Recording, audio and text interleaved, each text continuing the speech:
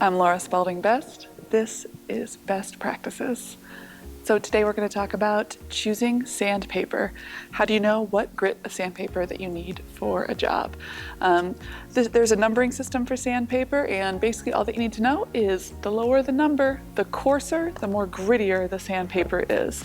So that would be the beginning of your sanding process. So for example, I'm holding this nice gritty sandpaper here, which is 60 grit. So this is the number you're looking for on the back of your sandpaper if it's not in the package, and if you're buying it new in the store, you're looking for that on the package. So the most common kind of jumps, as I think of it, in sandpaper, in my opinion, would go from 60 to 80 to 120 to 220.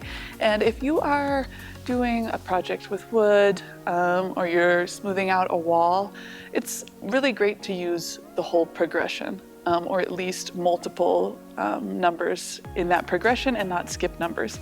So say I'm using my 60 grit sandpaper on a piece of wood. I'm going to get really deeper gouges that I'm smoothing out into that surface, and it just makes sense that the next grit up I would use would be 80, because it's going to transition me to the next level of smooth, and then from there to 120, and from there to 220.